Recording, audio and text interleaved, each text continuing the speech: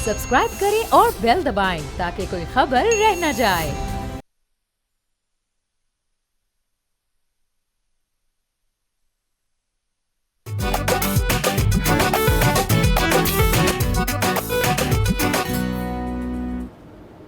अस्सलाम वालेकुम, बोलो जनाब। मैं बहुत बहुत खुश आमदीद। मैं हूँ असद निज़ामी, मेरे साथ हैं अली आफ्ताब। सर क्या हाल है?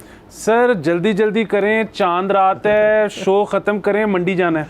सर मैं बस sir trying my best sir, लेकिन जितना टाइम उतना तो पूरा करना पड़ेगा ना सर। तो सर एडवांस में हमारे तमाम ऑडियंस को बहुत बहुत ईद मुबारक हो। उम्मीद है आपकी ईद बहुत अच्छी गुजरेगी और प्यार मोहब्बत, खाने पीने में ज़रा हाथ हौला, जो हम हमेशा से कहते हैं, ये एक पब्लिक सर्विस अनाउंसमेंट है। बट उसके अलावा ईद के सर जो चीज़ें होती हैं वो तो होंगी ही। सर हर दफ़ा ये अखबार में छपता है कि सरकारी हस्पतालों में बेड्स जो हैं वो इमरजेंसी में बढ़ा दिए गए हैं क्योंकि ईद आने लगी है, लोग आएंगे। अच्छा, और हर साल लोग आते हैं और फिर उनको बेड भी नहीं मिलता।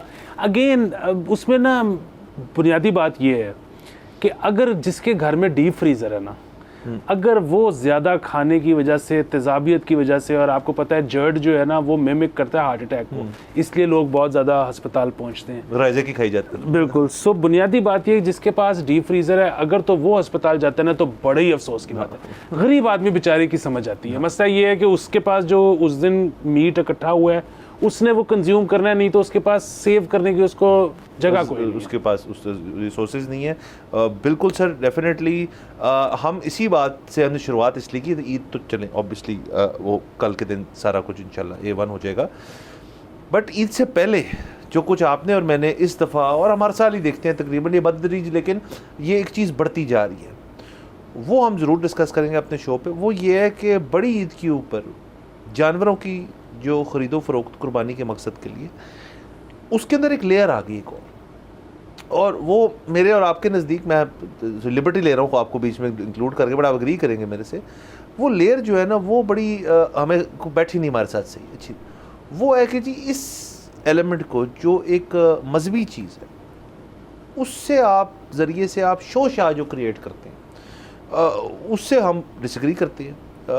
देखा होगा लोगों ने कि जी सोशल मीडिया के ज़रिए कि जी मैंने फलाना जो जानवर है वो इतने का लिया है, ये इस तरह से हमने लिया, ये इधर से लिया और ये इतने का है और हमने इतने ज़्यादा लिए। एक तो वॉल्यूम के ऊपर कुछ लोग खेलते हैं कि जी हमने लिए एक मुनासिब सी कीमत के लिए बहुत सारे हैं।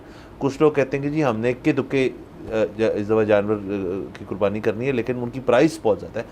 इस चीज़ से क्या फ़र्क पड़ता है कि उसकी कीमत क्या है, इसकी मुझे समझ नहीं आई। तो थोड़ा इसके ऊपर बात कर रहे हैं कि जो मंडियों के ऊपर भी एक कल्चर सा बन गया है कि जी वहाँ पे सबसे जो लेविश किस्म की चीज़ है वो लेनी है और फिर जाके उसका दिखावा करना है, ये बड़ी गलत बात है। बिल्कुल। सो जाहिर है हर साल क्योंकि इन्फ्लेशन होती है तो हर साल एक नया स्टैंडर्ड सेट हो जाता है। इस दफ़ा जो मार्केट में सबसे महंगी बैल की जोड़ी आई अखबार के मुताबिक वो 1 करोड़ रुपए की थी। अच्छा, अब वो एग्जैक्टली इतने की बिकी नहीं बिकी ये हमें नहीं पता, लेकिन बुनियादी बात ये है कि वो कितना को गोश्त होगा उसके अंदर, ठीक है। मतलब 1 करोड़ में अगेन आप बहुत ज़्यादा जानवर कुर्बान कर सकते हो। मतलब शायद आप 100 जानवर कुर्बान कर सकते हो, 100 जानवरों जितना तो नहीं होगा ना मीट उन दो में। सो बुनियादी बात ये है कि ये कुर्बानी का जो कॉन्सेप्ट है मेरी नज़र में तो ये है, आई एम श्योर जो है वो कोई उलमा होंगे तो वो शायद उससे इख्तलाफ करें या बेहतर तरीके से बता दें, लेकिन एक तो ये है कि आपने अपने माल में से हिस्सा निकालना है। दूसरा ये है कि गरीब अवाम में बहुत सारे लोग ऐसे हैं जो कि शायद पूरे साल में गोश्त खाना अफोर्ड नहीं करते। सो उन तक भी एक न्यूट्रिशनल चीज़ पहुंच जाए और उनका साल जो है ना वो गुजर जाए। सो अब ऐसे मौक़ों पे आप एक जोड़ी कर रहे हो लेकिन इतनी महंगी कर रहे हो, उसके बदले में आप बहुत ज़्यादा करके बहुत ज़्यादा डिस्ट्रीब्यूट कर सकते थे।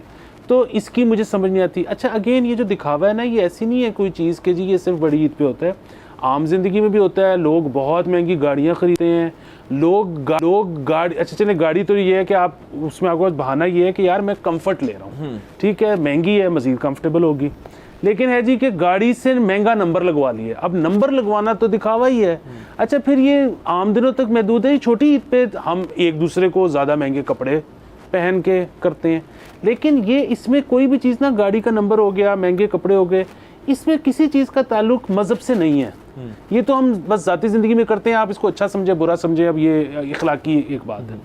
कुर्बानी खालिस्तन जो है ना वो मजहबी चीज़ है, इसके अंदर दिखावा जो है और एक दूसरे को वन अप करना, अगेन जिस तरह से आपने कहा ना कि हमें ठीक लगा नहीं।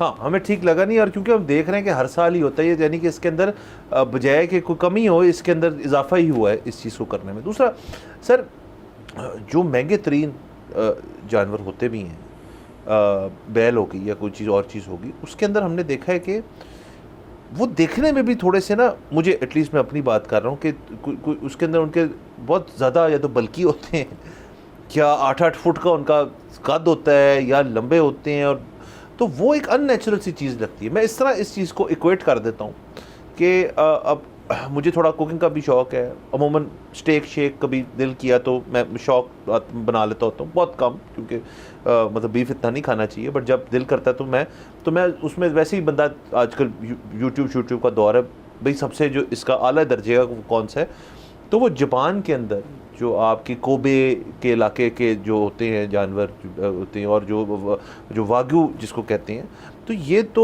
$200-300 का कट मिलता है आपको, जो, और पाकिस्तान में तो मुझे नहीं पता कहीं सर्व होता है नहीं, बट बाहर आप जाएं किसी शहर में, मतलब जब आप ट्रैवल करते हैं तो वहाँ आपको ये पूरी दुनिया में ये बड़ा महंगा है, जापान इंक्लूडेड।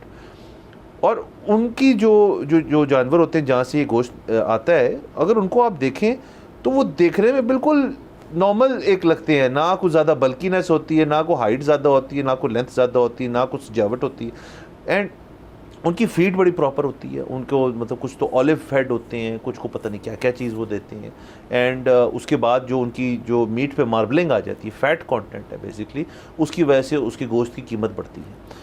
तो अगर तो कोई शख्स जो है वो मतलब वो वाला इंपोर्ट करे बिफोर टाइम और उसकी कुर्बानी करे तो चलें, फिर हमें समझ आती है कि यार मतलब उसकी भी समझ तो नहीं आती, बहुत सारे पैसे हैं, उतने पैसों में आप पता नहीं कितने ज़्यादा गोश्त कटा, बट चले वो एक और फ्लेवर आ जाए। मैं आइडिया बिल्कुल नहीं दे रहा किसी को कि ये करे, बट वो चले एक चीज़ बंदा कर सकता है कि भाई मैंने आले दर्जे का सबसे बेस्ट मीट डिस्ट्रीब्यूट की। हाँ, मेरे दोस्त रिश्तेदार और मेरे इर्द गिर्द जो ऐसे लोग हैं जो कि अफोर्ड नहीं करते कभी भी वैग्यू खाना, हाँ।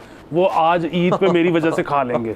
चलिए ये थोड़ी सी बनती है, लेकिन जो जिस तरह आप कह रहे हैं ना कि इतने बल्कि जानवर, अब ये बिल्कुल इसी तरह है कि मतलब जब इंसानों में भी आप देख लें, आप अगर बहुत ज़्यादा बल्कि हो जाएं तो डॉक्टर कहता है आपको कि वॉच योर वेट, क्योंकि इसका मतलब है कि something is not working right.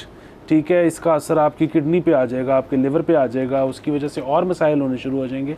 सो अगर एक जानवर इतना बल्कि है तो इसका मतलब है कि उसको कोई प्रॉब्लम है, और उसका मीट कंज्यूम करना शायद कोई इतनी सेहतमंदाना और अक्लमंदाना हरकत नहीं है।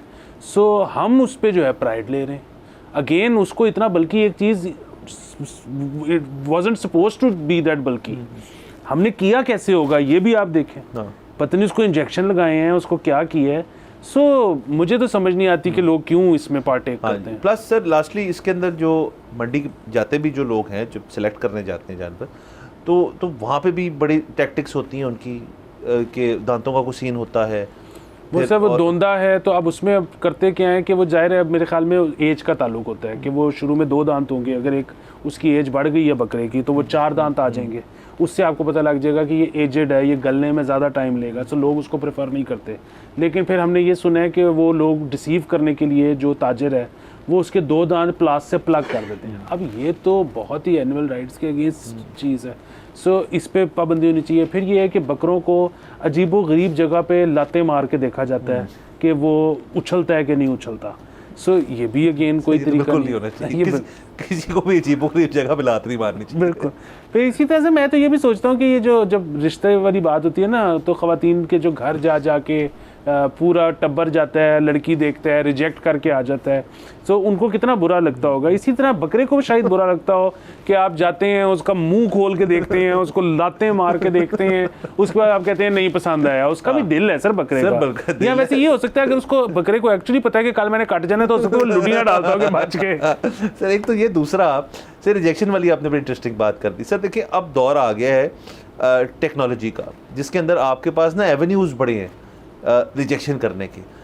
मैसेज कर दें, सोशल मीडिया पे कर दें, मीम्स के थ्रू कर दें, या जो दकियानूसी तरीके के कॉल करके कर दें। मेरे नज़दीक सर ये सारे चीज़ें जो है ना ये गलत हैं। आप बंदे के सामने खड़े होके ना मौके पर रिजेक्ट करें ना तो वो अगला भी कहेगा यार चलो ठीक है, इसी में मसला है, मेरे में मसला नहीं है, it's me it's not you वाली सर पॉलिसी जो है ना, तो ये इधर भी सर इम्प्लीमेंट करनी चाहिए। मतलब किसी को भी रिजेक्ट करने का कौन होता है कोई सर किसी को रिजेक्ट करना। बिल्कुल सर और दूसरा ये है कि वो ये मुझे लगता है कि ये भी एजिज्म है, वो जो कहते हैं ना कि चोगा नहीं लेना दोंदा लेना है, भाई आप थोड़ा ज़्यादा गला लो आप उसको एज की वजह से रिजेक्ट नहीं करना चाहिए। सर मैं आपको एक बात बताता हूँ सर, वो भी हमारा सर कई कौमी खेल है हमारे, एक उनमें से तो ये है जो हमने मान लिया कि उड़ता तीर पकड़, एक तो ये है। उसके अलावा एक है कि जी बेसिकली हम जो हैं एक्सपर्ट्स जो है ना बन जाते हैं, सीजनल एक्सपर्ट्स मैं कहूँगा उनको, फसली बटेर जैसे होते हैं कि हम सो इस सीज़न में ना लोग जो है वो लाइफ स्टॉक एक्सपर्ट्स बन जाते हैं कि असल में मैं ना साथ चलूँगा तुम्हारे और मैं चेक करके बताऊँगा कि सारी चीज़ें अकेले नहीं जाना। अमूमन जो घर के छोटे होते हैं उनको बुजुर्ग कहते हैं कि आपको नहीं कुछ पता, मैं साथ जाऊंगा, हालांकि पता उनको भी कुछ नहीं होता गाड़ी सर जब किसी ने लेनी हो तो यही एग्जैक्ट चीज़ होती है कि आप किसी के घर जाते हैं कि गाड़ी खड़ी है, अब बच्चे को पसंद है, उसने शायद ज़्यादा गूगल पे अंगूठे मार के ना निकाल लिए सारे डेटा, लेकिन जो वो घर के बड़े होंगे ना यार, वाले साहब कहेंगे यार चाचू ने नाल ले जी, वो चेक करके वो जाएंगे गाड़ी में यूँ टन मारेंगे उसके ऊपर, यार ठीक इसका ना ये नहीं ठीक और वो फलाना नहीं ठीक। तो ये सेम मेरे ख्याल में प्रोटोकॉल होता है कि एक्सपर्ट बनने का ना एक बड़ा शौक है हमारे अंदर। ये बिल्कुल है। और उसमें मैं ऐसे ऐसे लोगों को जानता हूँ जो पहले जाके अपना लेके आते हैं जानवर, फिर वो अपने दोस्तों रिश्तेदारों का लेके आते हैं, फिर जब सबके जानवर हो चुके होते हैं, सब ले चुके होते हैं, तो फिर वो शौकिया सिर्फ देखने जाते हैं मंडी। अच्छा सो ये बड़ा लोगों के लिए एक इंजॉयबल मतलब एक्सपीरियंस है, उसको एक एक्सपीरियंस की तरह लेके जाए। बिल्कुल। चले सर हम तो ये कहते, हमें कोई इतराज नहीं है, किसी को मजा आ रहा है कहते हैं जिसकी जिस चीज़ में खुशी है वो करें। हम तो शुरू में भी यही सॉरी बुनियादी बात कर दी थी कि दिखावा ना करें। बहरहाल हमने यहाँ जाना एक ब्रेक के ऊपर, प्लीज स्टे विद अस।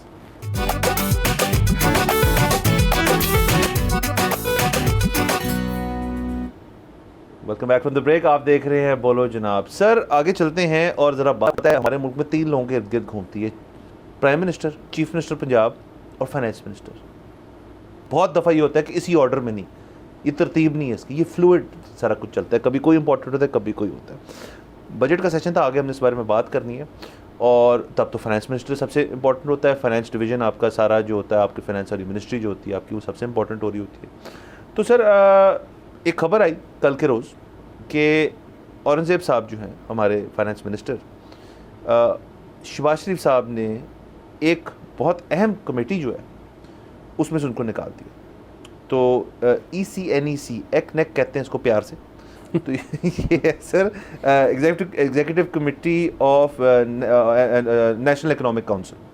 तो इसके सर बेसिकली काफ़ी ड्यूटीज़ होती हैं जो इनके TORs हैं, उनमें से एक सबसे बड़ा ये है कि जो पब्लिक सेक्टर डेवलपमेंट होती है उसके अप्रूवल्स और कंसिडरेशंस सूबाई और फेडरल इस कमेटी के थ्रू डिस्कशन होती है उसकी, और ये किसी पेंडिंग या on going public sector development के काम को रोकने का या बंद करने का भी इख्तियार रखते हैं। सो बहुत एक इंपॉर्टेंट चीज़ है, और इसके अंदर दीगर आपको सूबाई लेवल के जो आपके सियासतदान हैं वो भी इसमें शामिल होते हैं, आपको मिलते हैं।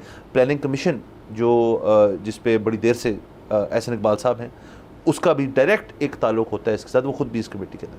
और जेर साहब को उन्होंने हेड नहीं रखा इस committee, he is not the head of this committee any more. तो उसकी जगह प्राइम मिनिस्टर साहब ने, शहबाज शरीफ साहब ने खुद अपने आप को हेड मुकर्रर किया है इसका। ये कई दहाइयों बाद ये पहली दफ़ा हुआ है कि फाइनेंस मिनिस्टर इस कमेटी का हेड नहीं है, और ट्रेडिशनली जो है ये लीड ही इस कमेटी को फाइनेंस मिनिस्टर करते हैं। जो इसमें ज़्यादा ख़तरनाक बात है वो ये है कि अगर प्राइम मिनिस्टर की तबीयत ठीक ना हुई या वो मसरूफ़ हुए तो फिर कौन हेड करेगा? सर आपको बताता हूँ, तो सर इसके अंदर जो इसहाक डार साहब हैं वो अपनी उन्होंने हेड चेंज की है, वो इसमें डिप्टी प्राइम मिनिस्टर हैं। तो अगर एक चीज़ को प्राइम मिनिस्टर साहब लीड कर रहे हैं और वो मसरूफ़ हैं तो डिप्टी प्राइम मिनिस्टर साहब करेंगे। तो ये है सर। तो अच्छा, अब ना आजकल एक बड़ी स्ट्रेंज सिचुएशन है, वो ये है कि कोई भी पॉलिटिकल अपडेट होती है ना, तो उसमें सबसे पहले आपने ये टेवा लगाना होता है कि आया ये इस्टेब्लिशमेंट ने करवाया है या ये हुकूमत ने की है, या एक तीसरी ऑप्शन खुल गई है रिसेंटली कि ये बड़े मियाँ साहब तो नहीं करा रहे। सर मैं आपको बताया तो मेरा जो क्या ये बड़े मियाँ साहब का क्योंकि बड़े मियाँ साहब का ना एक सॉफ्ट कॉर्नर है सागदार साहब के टूवर्ड्स, और वो उनको मेरे ख्याल में चाह रहे हैं कि यार तू टेंशन ना ले, मैं कर रहा हूँ। तो अब सर मुझे ये भी नहीं पता कि फॉरेन मिनिस्टर और फाइनेंस मिनिस्ट्री के कितना फासला है, लेकिन मेरे तो ख्याल में सर दूरियां कम हो रही हैं और करीबी ज़्यादा आ रही है। सर वो होटल में भी होते हैं ना 2-3 कमरे जिनके अंदर दरवाजा, कनेक्टिंग रूम्स। सर ये फाइनेंस मिनिस्ट्री से ना दीगर मिनिस्ट्रियां ऐसे कनेक्ट करेंगी जब तक डार साहब finance ministry sorry foreign ministry अपनी शाखें फैला रही है। दूसरा सर मैं ये ऐड करता जाऊँ कि सागदार साहब जो हैं ऑलरेडी हेड कर रहे हैं कैबिनेट कमेटी प्राइवेटाइजेशन के ऊपर। तो इसके बाद, इस सारी चीज़ के बाद औरंगज़ेब साहब जो हैं वो 2 कमेटीज़ के हेड हैं, इकोनॉमिक कोऑर्डिनेशन कमेटी जो ECC है और committee on state own enterprises को वो चला रहे हैं औरंगज़ेब साहब, और बाकी सारा कुछ जो है वो कमेटियों के अंदर वो सागदार साहब जो हैं वो leading from the front. Sir मैं तो ये भी चाहता हूँ कि पंजाब में जो एजुकेशन मिनिस्ट्री है वो भी सागदार साहब को दे दी जाए, क्योंकि फूड के मिनिस्टर बिलाल यासीन साहब उसको ज़्यादा चला रहे हैं। हाँ, तो मेरे ख्याल में उन पे से जिम्मेदारी उनके नातवा कंधों पे से कम की जाए और आगे उधर डार साहब तो संभाल लेंगे। सर बिल्कुल संभाल लेंगे। और सर आप देखें ये बड़ी ज़बरदस्त बात है इस लिहाज से कि सर देखें ना, अब दौर आ गया है मल्टीपल रोल्स के अंदर आपने लोगों को यूज़ करना है। आपने बेसिकली देखना है यार, एक बंदा है उसके स्किल सेट एक नहीं उसके 6, तो नीड ऑफ द आवर जो है ना उसके मुताबिक आपने उनकी स्किल सेट उनसे चूस लेनी है। वाह। तो इस वक्त need of the hour sir क्या है? फाइनेंस और मीशत, और डार साहब अगर उसके अंदर नहीं है तो जी हम नहीं मानते फिर। हाँ, फिर मसला बहुत बढ़ गया। सर वैसे भी आप देखें ना कि हुकूमत ने ये कहा था इस बजट से पहले कि आप सब अपनी बेल्टें कस लें, अवाम को ये कहा था, और हुकूमत भी अपनी बेल्टें कसेगी। अच्छा, अब वो जब बजट आया है तो ज़ाहिर है हुकूमत का बजट तो कम नहीं हुआ, वो तो उतना भी नहीं है, वो तो बढ़ गया है, लेकिन कम से कम मिनिस्टर तो कम हो सकते हैं ना। सो बेसिकली आइडिया ये है कि प्राइम मिनिस्टर और इसहाक डार, इसके अलावा हमें कोई ऐसा शख्स नहीं चाहिए जिसके नाम के आगे मिनिस्टर आता हो। वाह सर, बेहतरीन है सर। यानी कि आप बेल्ट टाइटनिंग की नहीं आपने एक तरीक़ाकार निकाल दी सर, वो हो नहीं रहा। इसी से हम अपने अगली खबर की तरफ चलते हैं। तो सेनेट से सर आवाज़ें बुलंद हुई हैं इस बजट के बाद।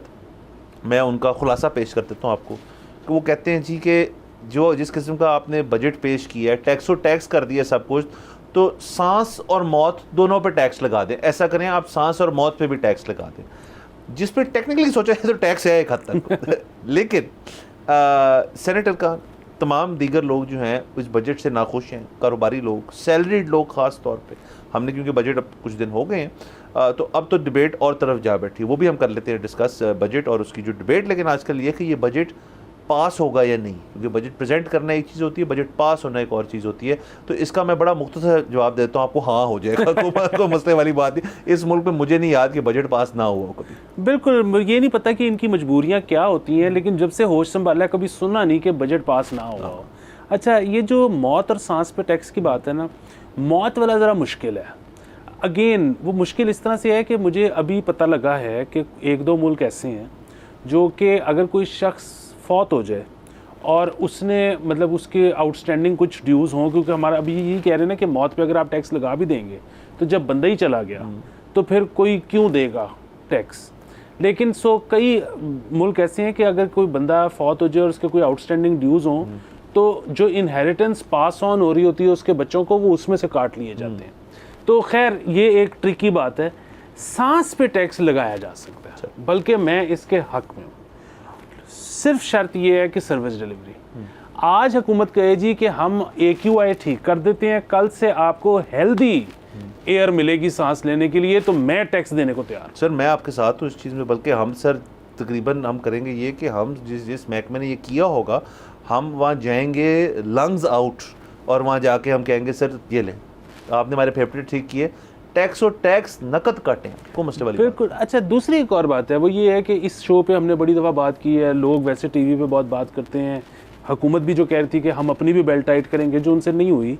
लेकिन वो क्या है, वो ये है कि जी अपनी सरकार का साइज़ छोटा करें, जी ये जो रियासत के लल्ले तलल्ले हैं वो कम करें, ये जो ब्यूरोक्रेसी पे इतना ख़र्चा है ये कम किया जाए।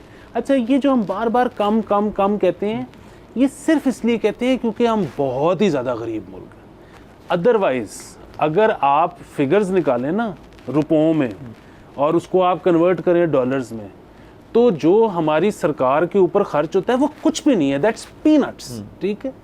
अच्छा, दूसरी इसमें एक और चीज़ है, वो ये है कि अभी जो सैलरीड क्लास पे टैक्सेस में इजाफा हो गया, अगर ये इजाफा ना भी होता, बल्कि आप इजाफे को छोड़ें, मतलब आज हम जिस भी कैटेगरी में हैं, अगर आज ये कहा जाए कि कल से आप पे सिर्फ 5% टैक्स है, तो वो ठीक है, हमें ये तो खुशी होगी कि हमारी अब डिडक्शन कम होगी, लेकिन आपके ख्याल में हम क्या खुशी खुशी टैक्स देंगे? नहीं, हमारा वो 5% टैक्स देने का भी दिल नहीं करेगा। और जो मेरा बुनियादी पॉइंट है ना, वो ये है कि ये जो टैक्स है, ये इसको मज़ीद बढ़ा दें। हम कुछ नहीं, आवाम कुछ नहीं कहेंगे अगर बदले में सर्विस डिलीवरी मिल जाए।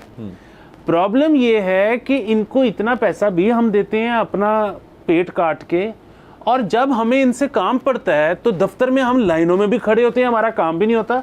ये नहीं चल सकता। हाँ सर, इस पे सर बिल्कुल आपका पॉइंट बड़ा पर्टिनेंट है। मैं इसमें इजाफा कर दूँ कि देखें जी, जो सैलरी क्लास के साथ ये किया गया है, अब हो गया कैसे, उनकी टेक होम सैलरी कम हो जाएगी। सो टेक होम सैलरी कम होने का मतलब है कि आपका लाइफस्टाइल जो है वो थोड़ा चेंज करना पड़ेगा आपको। आप जितने पैसों में एक मेंटेनेंस रखी हुई थी आपने लाइफस्टाइल में, बात नहीं कर रहा कि बहुत ही हाई आप कॉर्पोरेट कल्चर के जो किंग होते हैं उनकी बात है, हर तबके की बात हो रही जो सैलरीड है, क्योंकि लाइफस्टाइल तो एक बड़ी सब्जेक्टिव सी चीज़ है ना, जिसमें है उनकी, उसी में उन्होंने मैनेज करना है। तो वो अगर कम हो जाएगा तो उनका वो वाला एरिया तंग होएगा। अब फ़र्ज़ करें टेक होम कम होगी, आखिर मसला सर यहाँ पे ये है कि असल में ये हमें स्टैट्स शेयर किए थे आपके, मेरे दोस्त हैं डीसी में होते हैं, बड़े काबिल इकोनॉमिस्ट हैं, उन्होंने बताया था कि ये उनका कि ये इस वक्त कंज्यूमर गुड्स की प्राइसेस अगर 2019 से आज तक की कैलकुलेट की जाए कि इजाफा कितना हुआ है प्राइसेस में, तो Pakistan versus India versus Bangladesh, Pakistan 124 या 127% इंक्रीज़ हुआ है, बांग्लादेश इज़ अराउंड 40% और इंडिया इज़ कुछ 34-35% है, गिव और टेक।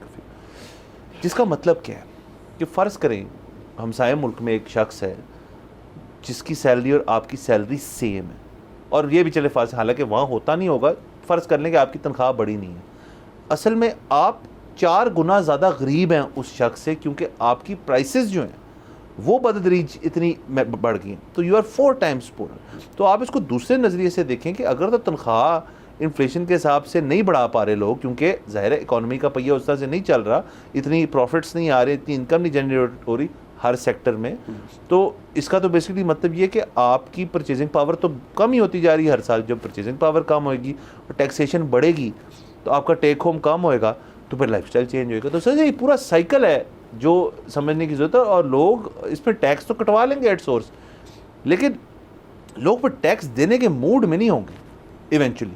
सर बुनियादी बात ये है ना कि इस साल तो चलें, आप ये कह रही हैं कि इन्फ्लेशन 17% से हो रही है।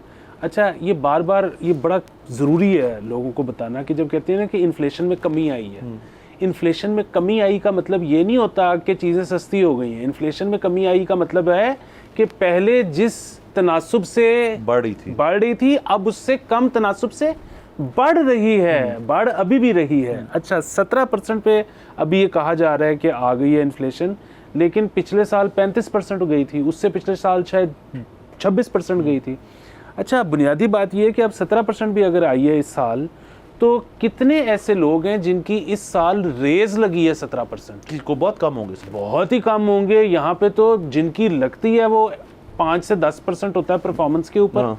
और ये भी बड़ा कॉर्पोरेट सेक्टर में होता है, जो सेठ कल्चर में तो 2-2, 3-3, 5-5 साल ऐसे होते हैं कि आपकी तनख्वाह नहीं बढ़ती। सो एक तरफ से वो हिट तो ले रहा है बंदा, साथ में उसको टैक्स की हिट भी लगी है। exactly. अच्छा, फिर वही बात कि अगर इस साल इन्होंने कहा जी कि हमने तो अपनी तरफ से बड़ा प्रोटेक्ट किया है सैलरीड क्लास को, अगर आपने किया भी है, मान भी लेते हैं, तो बात रिवर्सल की तरफ जाने में है। उसकी वजह ये है कि जो हिट वो पिछले साल और उससे पिछले साल ले चुके हैं, और तनख्वाहें जिस तरह से आपने कहा कि नहीं बढ़ रही, तो अब बात ये नहीं है कि जितना बढ़ाना चाहिए था हमने उतना नहीं बढ़ाया, कम बढ़ाया। अब तो बात ये है कि जितना पिछले साल था उससे भी कम किया जाए। बिल्कुल। सो ये है, हम बेसिकली पीछे कुआं आगे खाई में फंस गए हैं। बिल्कुल सर, फंस गए हैं। और बाकी बजट के ऊपर जितनी भी हम एक विक्ट्री लैप्स भी ले रहे हैं कुछ लोग कि बड़ा ज़बरदस्त बजट है, तो ज़बरदस्त तो देखिए ना, एक सेंटिमेंट भी तो एक चीज़ होती है ना सर, सेंटिमेंट तो ज़बरदस्त नहीं है। ऑपोजिशन ने एक अपना भारी किस्म का रिकॉर्ड किया एहतजाज कि जी हम नहीं मानते इस चीज़ को। ज़ाहिर है वो तो ऑपोजिशन उन्होंने करना था। इधर तो इनके जो इत्तेहादी हैं पीपल्स पार्टी, वो तो उन्होंने भी बयान दे दिया कि जी हम तो पता ही नहीं था हमें क्या हो रहा है बजट, हमसे तो मुशावरत नहीं की। तो सर ये थोड़ा सा इस पर मैं बात करना चाहूँगा कि पीपल्स पार्टी को एक फ़ैसला करना सर अब ज़रूरी है कि वो उनको डिसाइड करना पड़ेगा कि उन्होंने किस किस्म का रोल इख्तियार करना है गवर्नमेंट के अंदर, या आया करना है या नहीं। क्योंकि देखिए उनके पास कुछ चीज़ें तो हैं ना, गवर्नरशिप्स उनके पास हैं, स्टेक होल्डर्स हैं वो, प्रेसिडेंसी उनके पास है, स्टेक होल्डर हैं आप, सेनेट चेयरमैनशिप उनके पास है तो आप स्टेक होल्डर हैं। तो फिर या तो आप एक दफ़ा ही कहें जी कि हम ये पोजीशंस जो हैं इनके हम फोकस करेंगे इनके ऊपर, हालांकि इनका भी बहुत ताल्लुक है इस बजट से, लेकिन हम बाकी या तो इस तरफ आ जाए इस तरफ आ जाए। अब ये एक बड़ा एम्बैरेसिंग हो जाता है एक सिटिंग गवर्नमेंट के लिए कि यार हमने बजट पेश किया, आप कहते हैं हमें पता ही नहीं था। देखिए ये बड़ा इंटरेस्टिंग चीज़ है कि, और ये मैं तो हर वक्त गौर से बड़ा देखता रहता हूँ कि कब पीपल्स पार्टी ये फ़ैसला करेगी कि उसने आना है, क्योंकि जिस दिन ये फ़ैसला पीपल्स पार्टी करेगी उस दिन हम ये कह सकते हैं कि अच्छा अब पीपल्स पार्टी को लगना शुरू हो गया है कि ये हुकूमत अपने 5 साल पूरे करेगी। अभी तक जिस तरह पीपल्स पार्टी तमाम ऐसी मिनिस्ट्रियां जिसमें कोई भी फ़ैसला किया करना पड़ सकता है, ये तो सेरेमोनियल पोस्ट है ना, गवर्नर हो गया, सदर हो गया, ये सारा कुछ उनसे दूर है। यानी कि आज की तारीख तक as we speak Peoples Party को इस बात का एतबार नहीं है कि ये जो हुकूमत है ये 5 साल पूरे करेगी। सर एक तो नंबर 1 ये, और दूसरा सर देखें अब मेरे ख्याल में ये 3rd या 4th राउंड है नून लीग का उनको कुछ ऑफ़र करने का। तो इसका तो एनालॉजी बड़ी मज़े की है सर कि एपेटाइज़र भी आ गया, मेन भी हो गया, मीठा हो गया, अब तो कावे तक बात आ गई, लेकिन एक बंदा बैठा हुआ है रोज़ा रख के मैंने नहीं खाना कुछ, मैं नहीं करना। ये वो पीपल्स पार्टी का वो वाला हिसाब हुआ कि मैं नहीं खाऊंगा। बिल्कुल। तो इसके अलावा तो बुनियादी बात ये है कि इसमें अगर आप देखें कि टैक्सेस लगाए गए हैं और उन चीज़ों पर भी जिसमें पहले नहीं थे, मतलब उन सेक्टर्स में एक्सपोर्ट तक के ऊपर टैक्सेस बढ़ाए गए हैं। वो और बात है कि अभी शबर जैदी साहब का बयान आया है, वो कहते हैं कि जी ये एक्सपोर्टर्स वाला मैं वापस करवा दूंगा। सो अभी ये पास तो हो जाएगा लेकिन बिल्कुल एज इट इज़ नहीं पास होगा, इसमें कुछ चीज़ें आगे पीछे होनी हैं। जो इससे बड़ा मसला है वो ये है कि चलें वो तो जो भी आगे पीछे हो गई और पास हो गया, क्या ये आखिरी बजट होगा अगले जून तक या बीच में मिनी बजट भी आएंगे।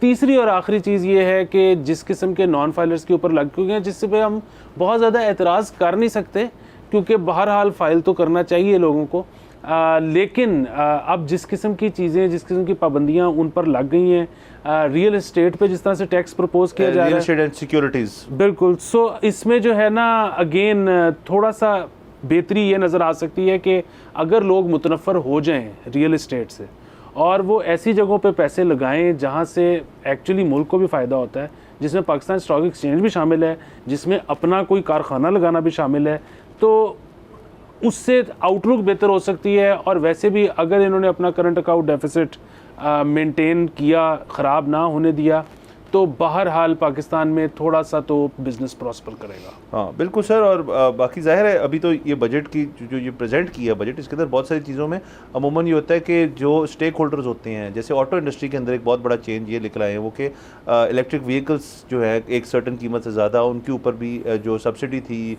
फिर टैक्स ब्रेक था थोड़ा सा, वो भी ख़त्म कर दिया। हाइब्रिड्स के ऊपर भी लोग परेशान हैं, ऑटो वाले परेशान हैं इसके ऊपर। बट जाहिर है मैंने जैसे पहले कहा कि ये अभी प्रेजेंट हुआ है, इसमें बाकी स्टेक होल्डर्स जो है वो लॉबी जो उनके लिए लॉबी करते हैं गवर्नमेंट के अंदर, वो अपनी आवाज़ भी बुलंद करेंगे। इसको हम देखेंगे, इसको फॉलो करेंगे। जाना है हमने ब्रेक के ऊपर, प्लीज़ स्टे विद अस।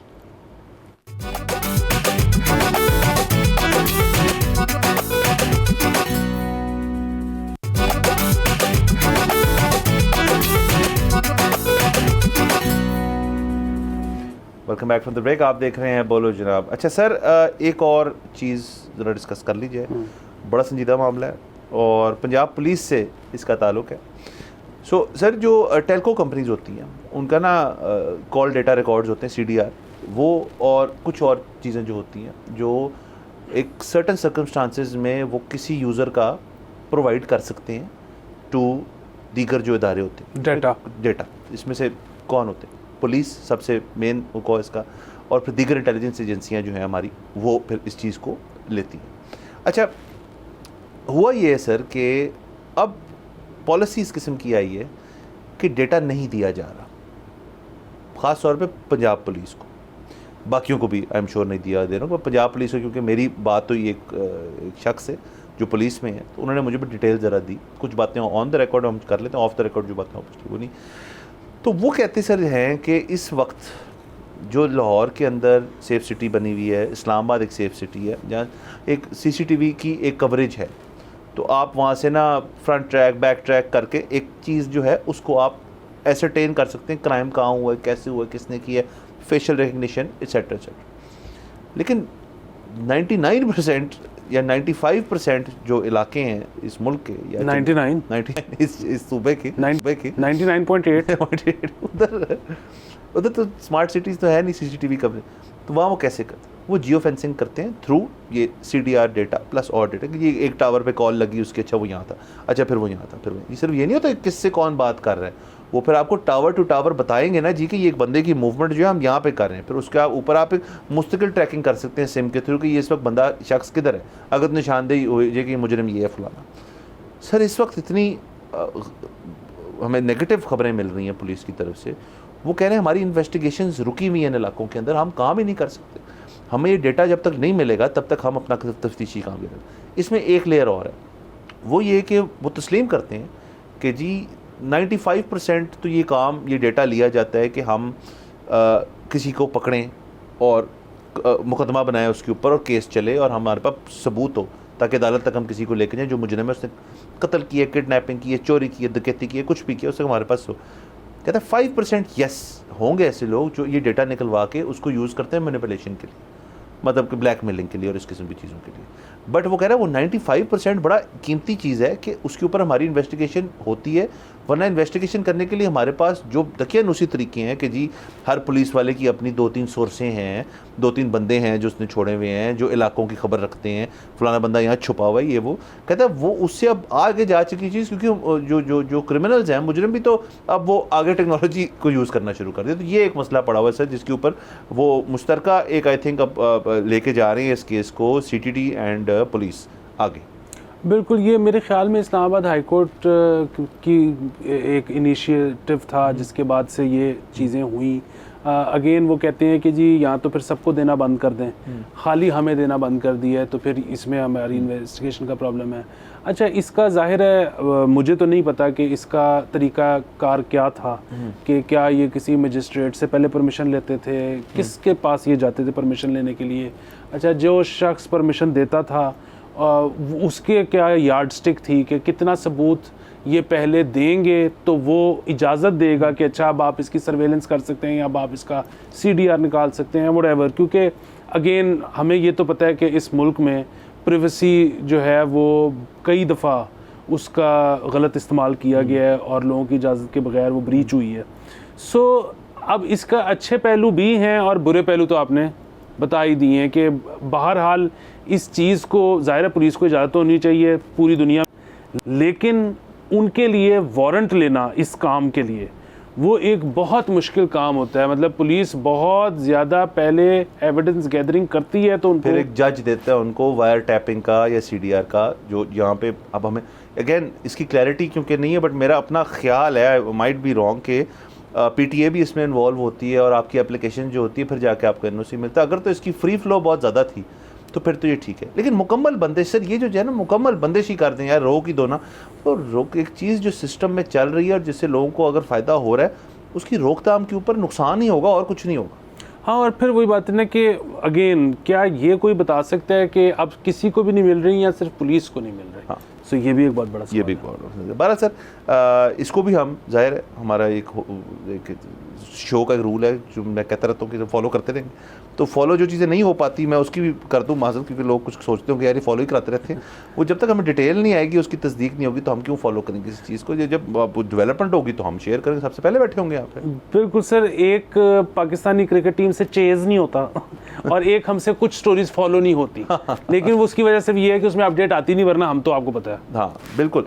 और सर बस जाते जाते मैं ये कहना चाहूँगा कि गवर्नमेंट को भी और हर चीज़ को शख्स को ये देखना चाहिए कि जिसमें जो तहफ़्फ़ुज़ है लोगों का, उसके कुछ उनके पास अगर रिसोर्सेज हैं ख़ास तौर पे जो कि CDR ये सारा कुछ है तो वो फराम की जाएँ पुलिस को, ताकि पुलिस अपना काम करे। वरना फिर एक और मसला है ना सर, एक और मज़ीद बहाना अगर मिल जाए हमारी पुलिस को कि वो कहें जी कि हम तो इसलिए नहीं कर पा रहे क्योंकि हमारे पास ये नहीं है, तो फिर चीज़ें जो हैं वो बहुत मज़ीद ख़राब होना शुरू हो जाएंगी। बहरहाल सर, हमारा वक्त ख़त्म हुआ जाता है, इजाज़त लेते हैं। Thank you so much for watching. Next week आपसे इंशाल्लाह फिर मुलाकात होगी। खुदा हाफ़िज़।